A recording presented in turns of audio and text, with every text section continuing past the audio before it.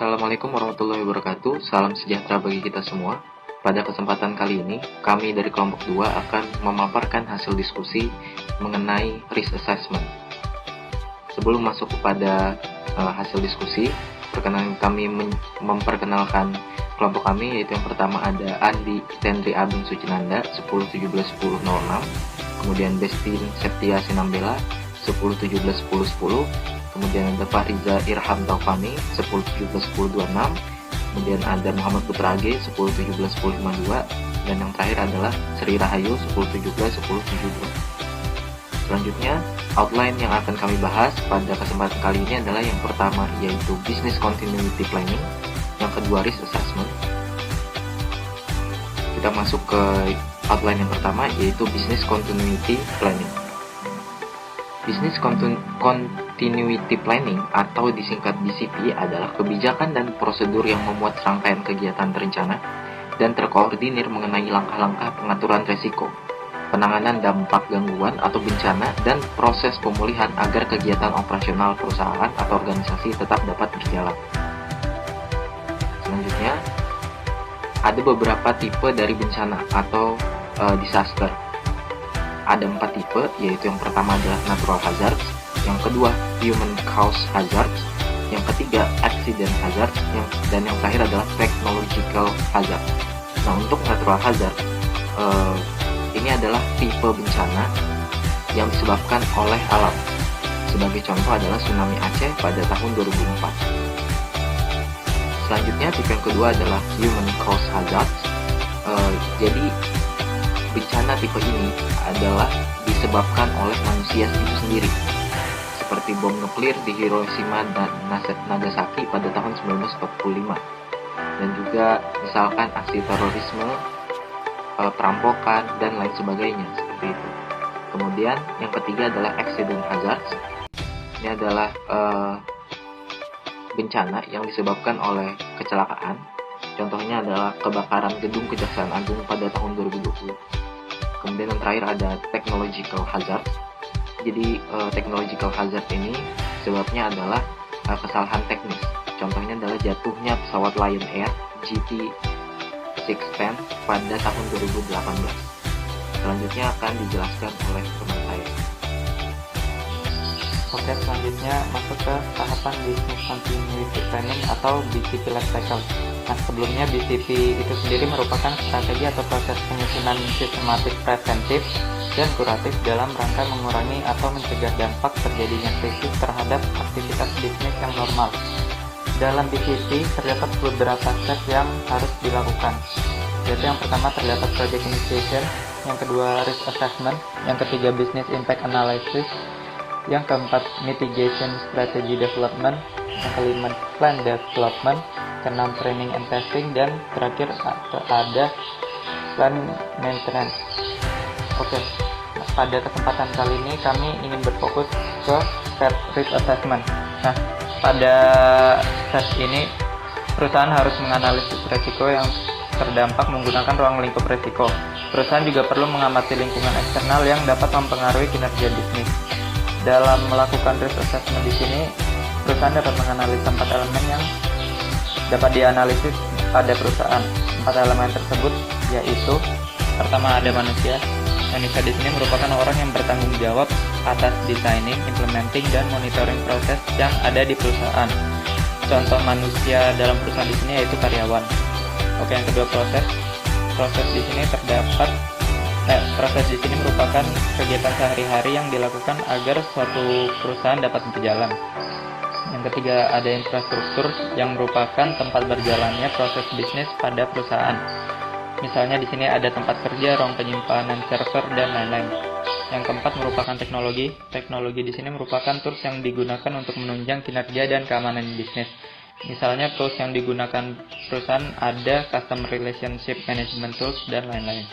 Oke, 4 elemen di sini bertujuan agar manajemen dapat mengetahui bagian apa saja yang harus dikendalikan, dianalisis, dan juga dipulihkan dengan cepat agar bisnis dapat terus berjalan.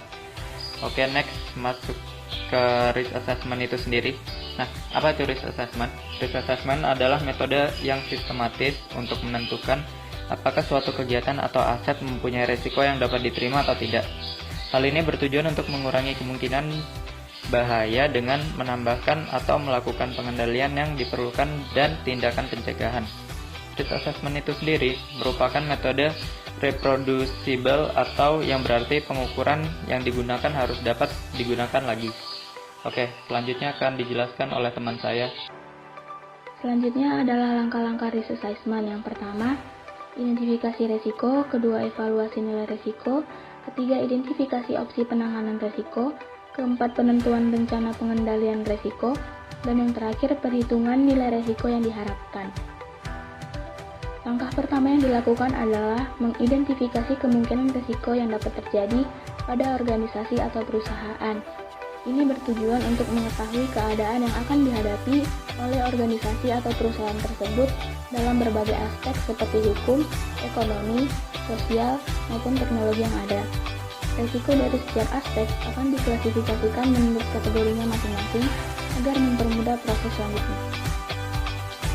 Klasifikasi aset informasi. Yang pertama, informasi contohnya seperti database, file data, kontrak dan perjanjian, dokumentasi sistem, penelitian informasi, buku petunjuk, job audit, dan lain sebagainya. Yang kedua, software, contohnya seperti perangkat lunak aplikasi, perangkat lunak sistem, perangkat pengembangan, dan utilitas. Yang ketiga, fisik, contohnya seperti peralatan komputer, peralatan komunikasi, media, dan peralatan lainnya. Yang keempat, jasa berupa komputasi dan layanan komunikasi serta utilitas umum. Yang kelima, people berupa kualifikasi, keterampilan, dan pengalaman. Dan yang keenam, intangible seperti reputasi dan citra organisasi. Selanjutnya dilakukan penilaian aset. Adapun rumus penilaian aset adalah sebagai berikut.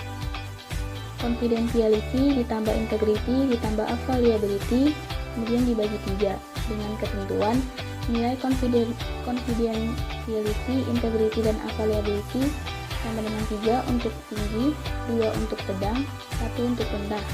Jika nilai aset value lebih dari sama dengan 2, maka aset tersebut dianggap memiliki peran penting dalam bisnis. Untuk aset value lebih dari sama dengan 2, maka dilakukan identifikasi ancaman dan kelemahan terhadap setiap aset, serta menentukan risk event setiap aset informasi. Kemudian langkah yang kedua adalah evaluasi nilai risiko.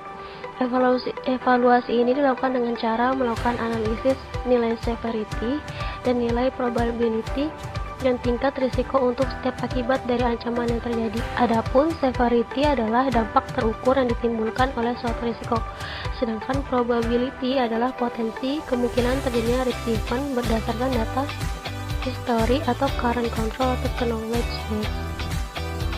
Adapun probability level yaitu dari tingkat 1 sampai dengan tingkat 5.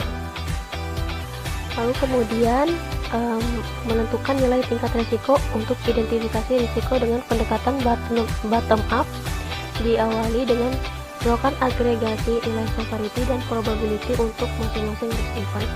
Dapat dilakukan penentuan nilai tingkat risiko menggunakan tabel yang ada di slide. Kemudian selanjutnya ada tingkat exposure risiko informasi dan ditentukan berdasarkan hasil pertambahan antara nilai final probability dengan nilai final severity.